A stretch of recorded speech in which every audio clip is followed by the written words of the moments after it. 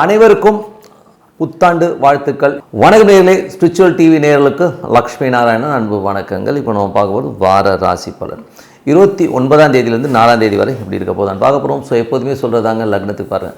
ராசிக்கு பார்ப்பதை விட லக்னத்துக்கு பார்க்க ரொம்ப பர்ஃபெக்டாக இருக்கும். உதாரணமாக ஒரு மகர லக்னம் விருச்சிக ராசினா நீங்கள் விருச்சிக ராசிக்கான பலன்களை பார்க்கறத விட மகர ராசிக்கான பலன்களை பார்க்க ரொம்ப பர்ஃபெக்டாக இருக்கும்.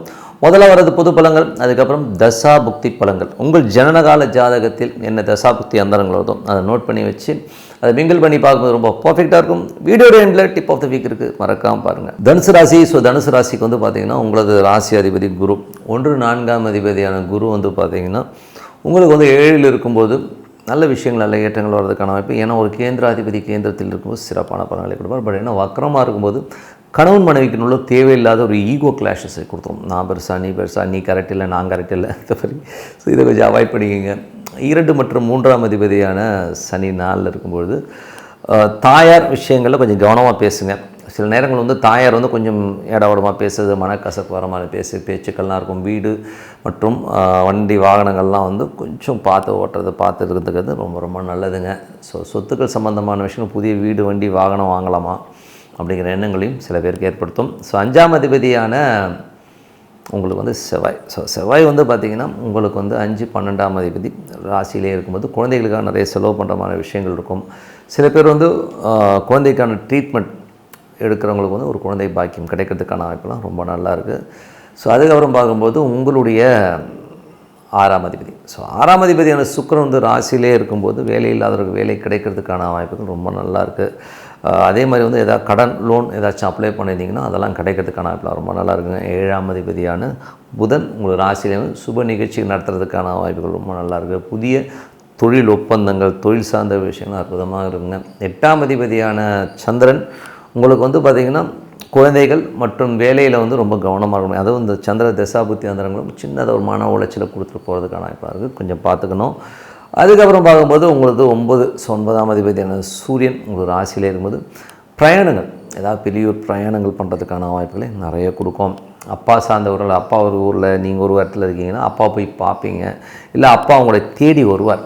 ஓகேங்களா? சில நேரம் வந்து அப்பா வந்து உங்களை வந்து பார்க்குறதுக்கான வாய்ப்பு இருக்குது. சில பேர் வெளிநாடு பிரயாணங்கள் போகணும், வெளியூர் போகணுங்கிறவங்களுக்குலாம் வந்து அந்த சந்தர்ப்பங்கள் கணிஞ்சு வர்றதுக்கான வாய்ப்புகள்லாம் ரொம்ப நல்லாயிருக்கு. அதுக்கப்புறம் பார்க்கும்போது உங்களுடைய 11ஆம் அதிபதியான சுக்கிரன் உங்களுக்கு வந்து ராசியிலே இருக்கும்பொழுது புதிய வேலை, ஏதாவது வேலை இல்லாதவர்களுக்கு புதிய வேலை கிடைக்கிறதுக்கான வாய்ப்புகள், அதை வேலையில்லாமல் நல்ல லாபங்கள் கிடைக்கிறதுக்கான வாய்ப்பு ரொம்ப நல்லா இருக்குது. கடன் கேட்ட இடத்துல கிடைக்கிறதும் ரொம்ப சிறப்பாக இருக்குங்க. மற்றபடி என்னங்க, இதுவரை பார்த்தது பொது பலன்கள். இப்போ பார்க்கும்போது தசாபுக்தி. தனுசு லக்னமாக இருந்து சூரியன் தசாபுக்தி, சூரியன் 9ல் இருக்கார். ஸோ 9ஆம் அதிபதி வந்து ராசியிலே இருக்கும்போது தந்தை உங்களை தேடி வந்து பார்ப்பார். வெளிநாடு, வெளியூர், வெளி மாநிலங்கள் போகணும் அப்படின்னு நினச்சிருக்கோம், ஒரு பிரயாணம் பண்ணுறதுக்கான வாய்ப்புகள், இன்னும் அதுக்கான முயற்சிகளை கண்டிப்பாக சிறப்பாக இருக்குங்க. அதுக்கப்புறம் போது தனுசு லக்னமாக இருந்து சந்திரன் தேசம். சந்திரன் 8ஆம் அதிபதி, அவர் வந்து 5-6. ஸோ இந்த கட்டங்களில் வந்து பிரயாணிக்கிற அந்த காலகட்டங்களில் குழந்தைகளாலும் வேலையிலும் ஒரு சின்ன மன உளைச்சல் வர்றதுக்கான வாய்ப்புகள் இருக்குது. அதெல்லாம் கொஞ்சம் கேர்ஃபுல்லாக இருக்கிறது ரொம்ப ரொம்ப நல்லது. ஸோ தனுசு லக்னமாக இருந்து செவ்வாய் தசாபுத்தி. செவ்வாய் வந்து 5ஆம் அதிபதி, 5-12ஆம் அதிபதி ராசியிலே இருக்கும்பொழுது குழந்தைகளுக்காக கொஞ்சம் செலவு பண்ணுவோம். ஸோ குழந்தைகள் விஷயங்களுக்காக கொஞ்சம் செலவு பண்ணுறது, கொஞ்சம் அலைச்சல்கள் ஜாஸ்தி இருக்கிறதுக்கான வாய்ப்புலாம் நிறைய இருக்குது. தனுசு லக்னமாக வந்து ராகு தேசம், ராகு 3ல் இருக்காருங்க. பெரிய முயற்சிகள், பெரிய வெற்றிகள், ஏதாச்சும் பெருசாக சாதிக்கணுங்கிற வேலையெல்லாம் அற்புதமாக இருக்குது. ஸோ சாதிச்சும் காட்டுவீங்க. தனுசு லக்னமாக இருந்து குரு தசாபுத்தி அந்தரங்கள். குரு வந்து பார்த்திங்கன்னா 1-4ஆம் அதிபதி 7ல் இருக்குது. ஸோ இதில் வந்து பார்த்திங்கன்னா ஒரு கேந்திராதிபதி கேந்திரத்தில் இருக்கும்போது ஒரு பெரிய லாபமும் பெரிய வெற்றிகளையும் கண்டிப்பாக கொடுத்துருவாருங்க. ஸோ பட் வக்கரமாக இருக்கனால கணவன் மனைவிக்கினுடைய ஒரு பார்ட்னர்ஷிப்ஸ்க்குனுடையும் கொஞ்சம் ஈகோ கிளாஷஸ் வர்றதுக்கான வாய்ப்புகள் கொஞ்சம் கவனமாக இருக்கணும். தனுசு லக்னமாக வந்து சனி தேசம். சனி வந்து 2-3ஆம் அதிபதி 4ல் இருக்கும்போது புதிய சொத்துக்கள் வாங்கணுங்கிற எண்ணங்கள், பழைய சொத்தை விற்றுட்டு புதிய சொத்துக்கள் வாங்கணுங்கிற எண்ணங்கள்லாம் கண்டிப்பாக ஈடேறுங்க. தனுசு லக்னமாக இருந்து புதன் தசாபுத்தி இருந்தாலும் புதன் வந்து பார்த்தா 10ஆம் அதிபதி, 7-10ஆம் அதிபதியான புதன் ராசியிலே இருக்கும். புதிய தொழில் வாய்ப்புகள் இருக்கும், புதிய தொழில் பார்ட்னர்ஷிப் சம்மந்தமான விஷயங்கள்லாம் வந்து கைகூடி வர்றதுக்கான ரொம்ப நல்லாயிருக்கு. தனுசு லக்னமாக வந்து கேது தசாபுத்தி இருந்தாலும் கேது வந்து பார்த்திங்கன்னா உங்களுக்கு வந்து இப்போ 9ல் இருக்கார். அப்பாவுடைய உடல்நலம் சம்மந்தமான விஷயம் ரொம்ப கவனமாக இருக்கணும். வெளிநாட்டில் இருக்கவங்களுக்கு வந்து இந்த டாக்குமெண்டேஷன், லீகல் சம்மந்தமான விஷயம் கொஞ்சம் கேர்ஃபுல்லாக பார்த்துக்கிறது ரொம்ப ரொம்ப நல்லது. தனுசு லக்னமாக இருந்து சுக்கிர தசாபுத்தி வந்தவங்கள் சுக்கிரன் சுக்கிரன் வந்து பார்த்திங்கன்னா 6-11ஆம் அதிபதியான சுக்கிரன் உங்களுக்கு வந்து பார்த்திங்கன்னா இப்போ வந்து ராசியிலேயும் வேலை இல்லாதவர்களுக்கு வேலை கிடைக்கிறதுக்கான வாய்ப்புகள் இருக்குது. அதே நேரத்தில் வந்து பார்த்திங்கன்னா கடன் கேட்டிங்கன்னா கடன் கிடைக்கிறதுக்கான வாய்ப்பு ரொம்ப அற்புதமாக இருக்குங்க. தாய்மாமன் உறவுகளில் மட்டும் கொஞ்சம் கவனமாக இருங்க. ஸோ கொஞ்சம் வந்து ஒரு ஏதாச்சும் கிளாஷஸ் வரும். மற்றபடி என்னங்க, என்னை பொறுத்த ஒரு நல்ல ஒரு பிரார்த்தனை அந்த இறைவனை பிரார்த்தனை பண்ணும்போது கண்டிப்பாக அடுத்த லெவல் போகிறதுக்கான இதில் ரொம்ப சிறப்பாக இருக்குது. இப்போ பார்க்கும்போது tip of the week. Tip of the வீக்கில் வந்து பார்த்திங்கன்னா பிடிவாதக்காரன் யார் அப்படின்றத பற்றி தான் பேச போகிறோம். ஸோ என்றைக்குமே ஒரு ஜாதகத்தில் யார் வந்து ரொம்ப பிடிவாதமாக இருப்பாங்கிறத வந்து நம்ம வந்து நிர்ணயம் பண்ணுறதே வக்ர கிரகங்கள். மேஜராக நிறைய பேருக்கு வந்து லக்னத்திலே வந்து வக்ர கிரகம் அமைஞ்சிரும். அவங்களும் கொஞ்சம் அடமெண்ட்டாக இருப்பாங்க. சில பேர் வந்து ராசி அதிபதி லக்னமும் சந்திரனும் ஒன்றா இருந்து பிறந்தவர்கள். சில பேருக்கு பார்த்திங்கன்னா இந்த மகர லக்னம் மகர ராசி வந்துடும். சில பேருக்கு வந்து அந்த மாதிரி லக்னமும் ராசியும் ஒன்றா இருக்கவங்க கொஞ்சம் அடமெண்ட்டாக இருப்பாங்க. அவங்களுடைய ஸ்டிஃப்னஸாக இருப்பாங்க. எடுத்த டெசிஷன்லேருந்து மாறவே மாட்டாங்க. ஸோ அது ஒரு விஷயம். அதுக்கப்புறம் பார்த்திங்கன்னா யார் ரொம்ப ஏடாகூடமான வக்கரம், அதாவது ஏடாகூடமாக நல்லதோ கெட்டதோ நான் வச்சது தான் சட்டம் அப்படின்னு இருக்கிறவங்களும் தான் பார்த்திங்கன்னா மேஜராக வந்து நிறைய வக்ர கிரகங்கள் இருக்கிற ஜாதகங்களில் வந்து அந்த மாதிரி விஷயங்கள் நடக்கும். ஸோ வக்ர கிரகங்களும் போது என்ன மாதிரி வக்ரகங்களும் போது இப்போ சப்போஸ் குருவோ சனியோ ராகு கேதுகளுடைய அந்த ஜாதகத்தில் வந்து வலுவாக உட்காந்துரும். ஸோ எனக்கு தெரிஞ்ச நண்பர்கள்லாம் பார்த்திங்கன்னா லைனாகவே வக்ரகிரகமாக இருக்கும். ஸோ அந்த மாதிரி இருக்கிறவங்களாம் பார்த்திங்கன்னா திருந்தவே மாட்டாங்க.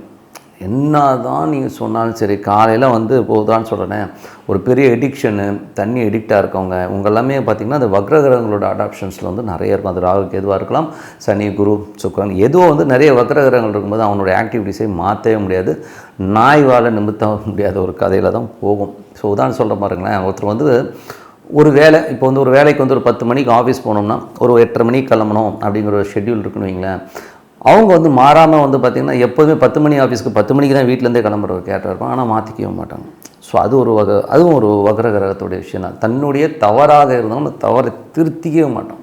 அது வந்து ஏன்னா அவனோட பிளானட்டில் வந்து லக்னத்துலேயோ இல்லை தசாபுத்திகள் அந்தரங்கள்லேயோ வந்து இந்த வக்ரகிரகங்களுடைய தசாபுத்திகள் நடக்கும்போது இவன் திருந்தவே முடியாத ஒரு கேரக்டராக தான் மாறுறாங்கிறது தான் உண்மையான விஷயம். ரொம்ப அடமன்சி இருக்கும். அதே மாதிரி வந்து வக்ரகிரகங்கள் வந்து ஒரு 3ஆம் இடத்துல வந்து ஒரு வக்ரகிரகம் வந்து தசாபுத்தி அந்தரங்கம் நடக்கும்போது அவனோட குரல் வந்து மாறும். ஸோ குரல் வந்து பார்த்திங்கன்னா கொஞ்சம் வந்து ஆண் வந்து பெண் குரலாகும். அதே வந்து ஸ்திதி சூன்யம் இந்த மாதிரி விஷயங்களாக இருக்கும்போது குரல் மாறுறதுக்கான வாய்ப்புகளையும் கொடுக்குது. ஸோ ஏன்னா வக்ரகிரகங்கள் தான் வந்து பிடிவாதத்தை அதிகமாக கிடைக்குது. ஸோ அவங்க மாற மாட்டாங்களா அப்படின்போது அவங்க தசாபுக்திகள் மாறி அந்த வக்ரகிரகங்களோட கொஞ்சம் அந்த பர்சன்டேஜ் தான் கம்மியாகும். என் ஃப்ரெண்டெல்லாம் இருக்காங்க, அவங்களாம் வந்து பிடிச்ச இருப்பாங்க. நீ கோடி ரூபா கொடுத்தாலும் என்ன மாற மாட்டேன்டான்னு சொல்கிறாலாம் இருக்கிறான். நான் இன்றைக்கி வந்து தண்ணியே இன்றைக்கி தான் லாஸ்ட்டும், நாளைக்கு பார்த்திங்கன்னா அதே லெவலில் அதே டைம் போய் தண்ணி அடிப்பாங்க. சீட்டு இந்த மாதிரி வந்து நிறைய எடிக்ஷன்ஸ் கொடுக்குறதுலாம் வக்ரகிரகங்கள் தான் பண்ணோம். ஸோ அதனால் வந்து வக்ரகிரகங்கள் இருக்கவங்க இதை மாற்றிக்கணுன்னா என்ன பண்ணணும் அப்படின்னும்போது என்னை பொறுத்த வந்து ரொம்ப ஹம்பகாக கூட இருக்கலாம். பட் ரிவர்ஸில் நடக்கிறது. ஸோ ரிவர்ஸில் நடக்கலாம். ரிவர்ஸ் மீன்ஸ் சும்மா ஒரு ரவுண்ட் மாதிரி போட்டு சும்மா ரிவர்ஸ்லேயே நடப்பாங்க இல்லையா, அது ஒரு பரிகாரம் இருக்குது. அதே மாதிரி வக்ரகிரகங்கள் வந்து அதிகமாக இருக்கிறவங்க வந்து ராகு கேதுக்களை வந்து பிரார்த்தனை பண்ணுறது ரொம்ப நல்லது. ஸோ ராகு கேதுகளை வந்து பிரார்த்தனை பண்ணும்போது சர்ப கோயில்கள், உதாரணமாக சர்ப கோயில்களுக்கு போகும்பொழுது இந்த மாதிரி ஒரு அடமன்சிலேருந்து கொஞ்சம் ரிலீஃப் ஆகி வர்றதுக்கான விஷயங்கள் ரொம்ப சூப்பராக இருக்குங்க.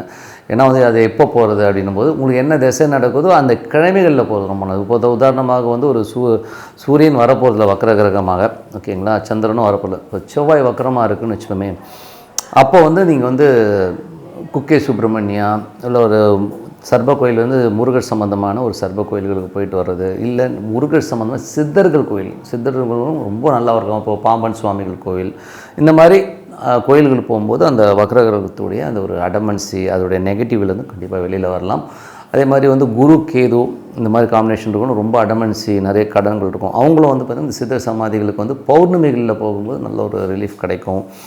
அந்த மாதிரி ஒரு சர்ப கோயில்கள் வக்ரகிரகங்களுக்கு வந்து ஒரு நல்ல ரிலீஃபை கொடுக்குங்கிறது தான் உண்மையான விஷயம். ஸோ வழிபாடு பண்ணுங்கள், இதுலேருந்து ஒரு நல்ல ஒரு ரிலீஃப் கண்டிப்பாக கிடைக்கும்னு சொல்லிட்டு உங்களிடம் விடைபெறுவது உங்கள் லக்ஷ்மி நாராயணன். நன்றி, வணக்கம்.